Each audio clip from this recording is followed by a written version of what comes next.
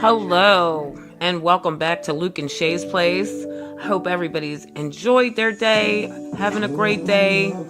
And I'm back with a banger reaction video.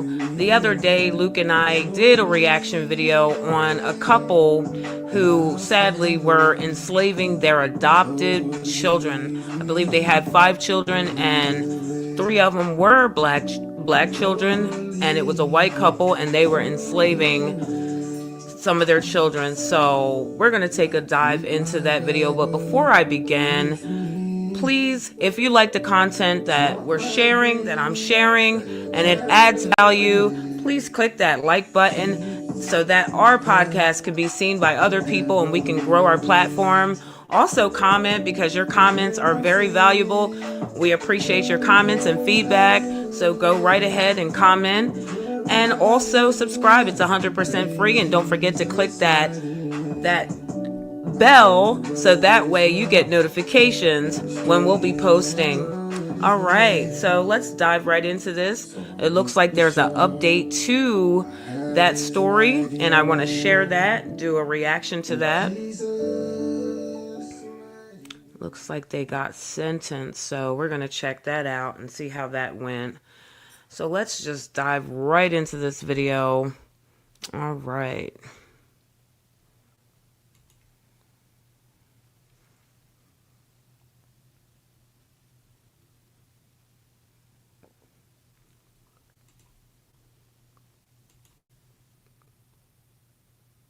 We have a major update. Hundreds of years. That is the sentence for 2 parents who adopted black children and decided to enslave them. Put up the picture.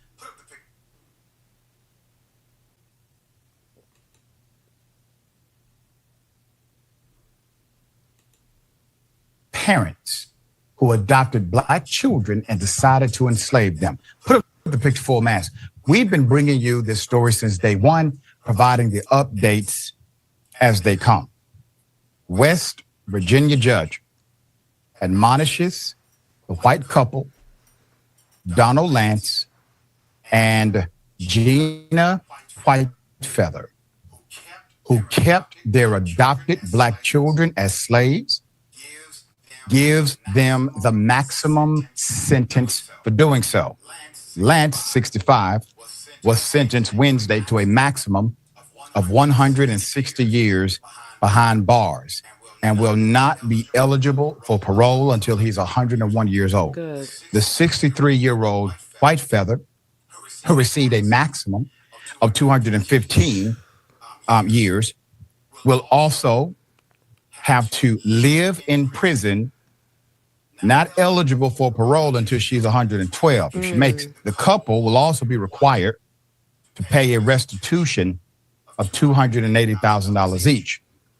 But at least they will have access to a working toilet, a luxury not afforded to their 2 oldest adopted children. Crazy.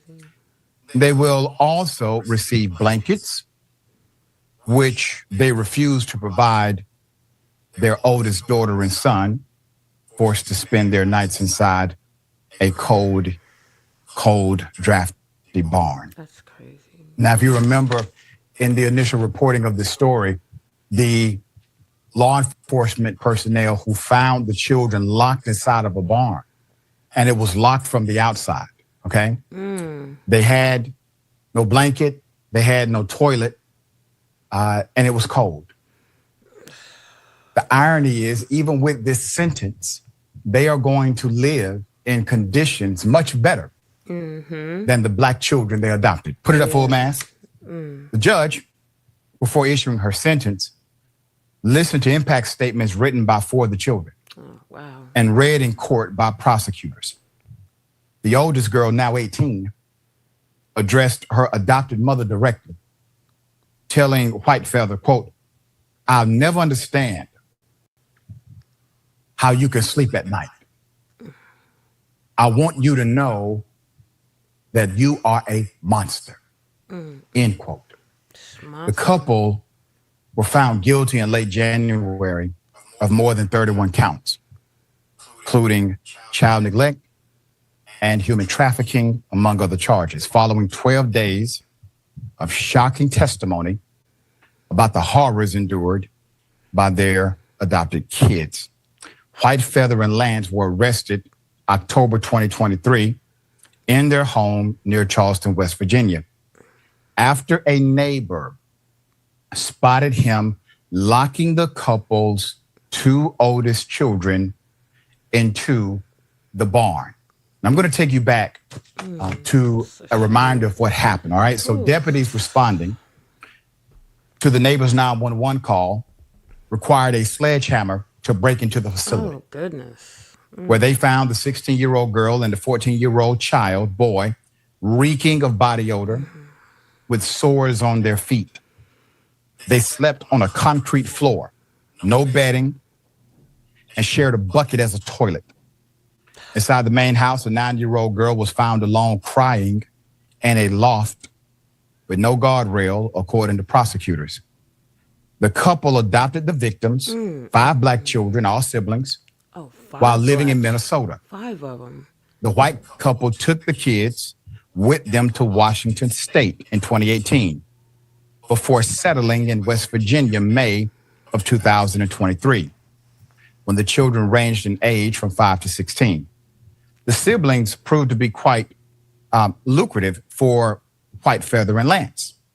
A financial intelligence analyst who reviewed the couple's bank statements testified they pocketed $318,000 in child assistance from the state of Minnesota alone.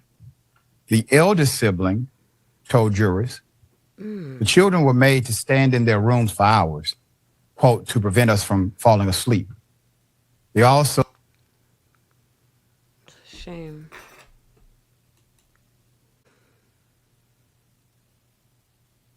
That just sounds so terrifying. That's a shame.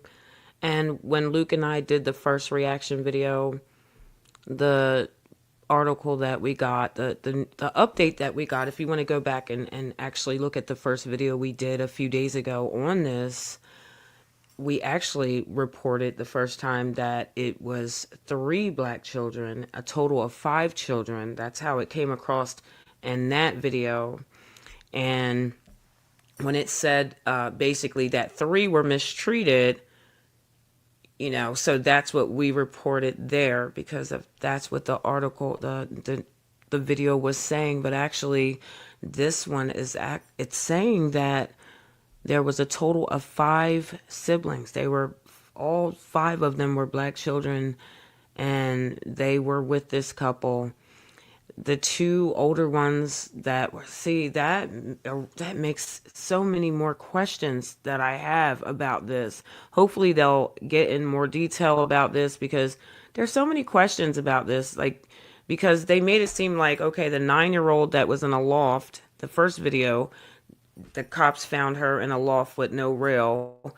So it's like she was being separated from the family, not being around the family. And then you had the 2 that were put in the barn, the boy and the girl that was put in the barn. And so that makes 2 more children. So yeah, I wonder what was going on there. But all 5 siblings, that's a shame. You know, that's sad. But let's hear more and see what else they have to say about this. Told jurors the children were made to stand in their rooms for hours, quote, to prevent us from falling asleep. They also were ordered to keep their hands on their heads, and if they didn't, White Feather would douse them with pepper spray. The teen testified. As prosecutors presented photos inside the home, the 18-year-old recalled an incident where Lance hit one of her brothers in the head with a PVC pipe. What? She testified how the children were cursed at, quote, all the time. Pipe. She testified how the children were cursed at, quote, all the time, especially by White Feather, who often used racial taunts and was found guilty on 4 counts of civil rights violations as well. The children lived on a diet of peanut butter sandwiches, often left over from a previous meal. They were not allowed to eat except during those scheduled feedings and drank only water after their meals. The 18-year-old testified to this. She had only a sleeping bag on the floor in the barn in which to sleep, while a teenage brother was given just a piece of cardboard to use as a pillow. What? The oldest child said she went about 2 months without taking a shower or brushing her teeth. They spent their days carrying supplies, gardening, digging holes for trees, clearing land, gathering water from a creek, and tending to animals on their farm. That's according to the eldest daughter. The siblings received absolutely no schooling at all. No schooling. There's more. Ugh. The daughter testified that when the family lived in Washington, the children were made to sleep in tents on a hill because White Feather told them, quote, "We were dirty and that we stunk." Quote, "I felt like I wasn't ever going to get out of that situation." She said after neighbors in West Virginia noticed them performing hard labor outdoors. The 18-year-old said they spent their final months with the couple locked inside. "We were always locked up," she testified. The children are now living separately, with the oldest male child undergoing psychological counseling. Last month, one of the children filed a lawsuit against Lance and White Feather, alleging they experienced shocking and severe physical and emotional abuse and neglect while under the couple's care. From day one, this was one of the most horrific stories we've covered at Indisputable. It's difficult for you to hear that. It's difficult for me to report it. It's much more difficult for them to experience it. Yeah. There were 3 opportunities prior where law enforcement got wind in other jurisdictions that something was going on with this family.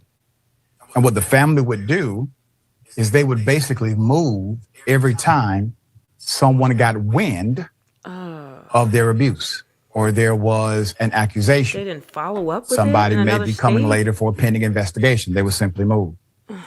And when they would move, the previous jurisdiction would basically lose interest in following up in the investigation. And that is how they were able to avoid authorities or responsibility for their crimes.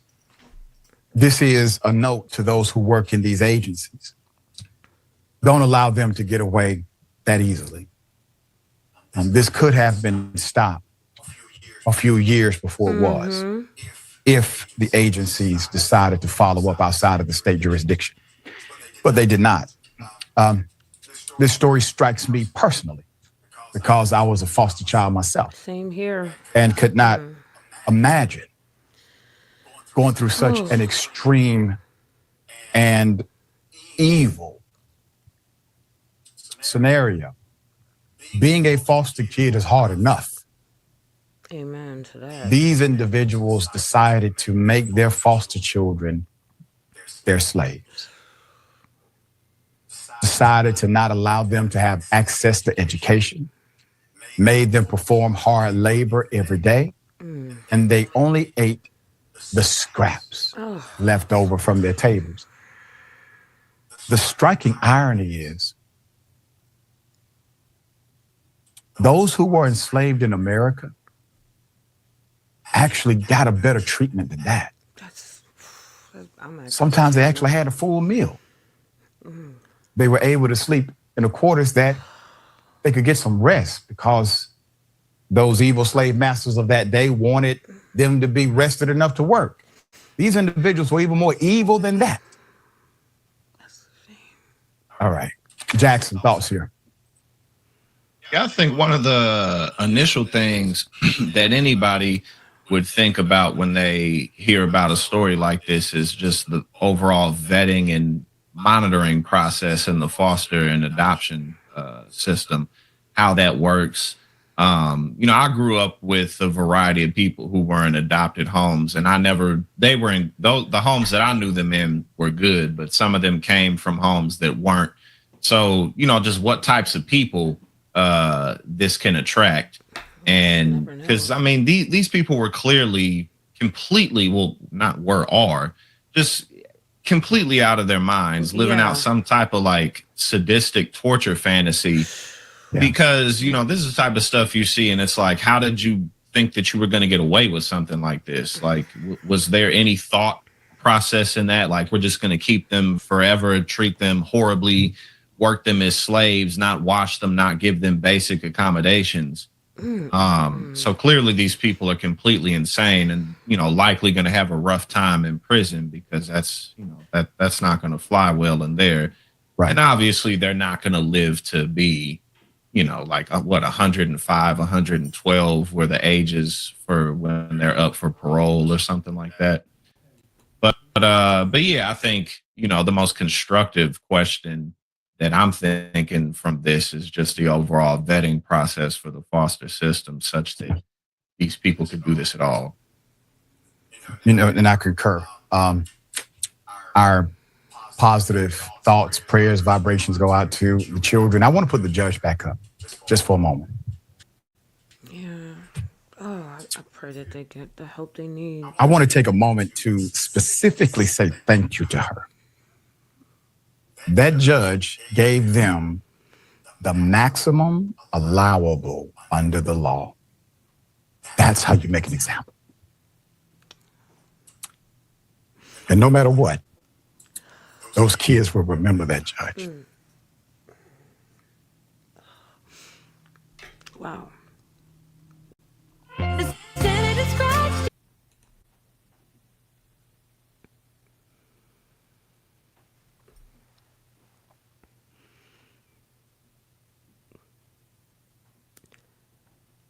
That was one of the hardest videos that I've actually watched and reacted to thus far. Just my heart and my prayers go out to those children who had to endure that. And it's just something you would read out of a horror book, see in a horror movie, and to just know that they weren't even getting an education. That was a question that Luke and I had when we did our first video. How, if they were going to school, then I actually thought, okay, well, maybe the adoptive parents were homeschooling them so that way they didn't go out in the public, because they probably would have been found out way before when they did find it out. But what really sucks is they were moving every time somebody got wind of their abuse, and then nobody followed up with it. It's like they would move, and then he stated that that town that they were moving from lost interest in the case, and then it's like things were just being overlooked.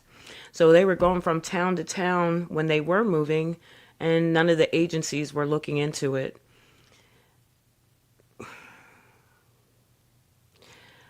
Wow. So, but that judge, yeah, I agree. She gave the maximum sentence to them.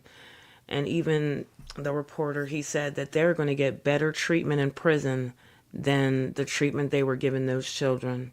They're going to get a blanket. They're going to get a working toilet.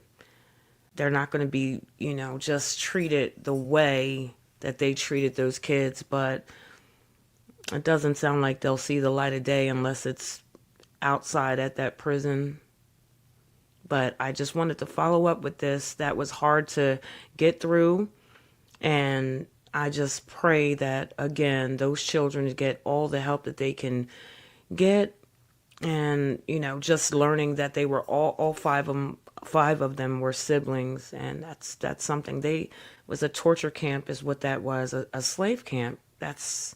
There's no words for that. And that's sad that even happened. And if like I said, it pays to have a nosy neighbor. Thank God that neighbor seen the adopted father locking the two older children in that barn and reported it, because who knows how long that could have been going on. Thank you, God, for rescuing those children. And I do pray that they get the help that they need. But just comment below. I hope this video adds value, or if anybody wanted updates on this story, I hope that gave a good update. And whew, that was hard to get through, but your mental health is important. A positive mentality is a destined reality. Wear your smile often, stay positive, and stay blessed. Until next time, thank you so much for stopping by Luke and Shay's Place for Shay Reacts, okay? Take care. Till next time.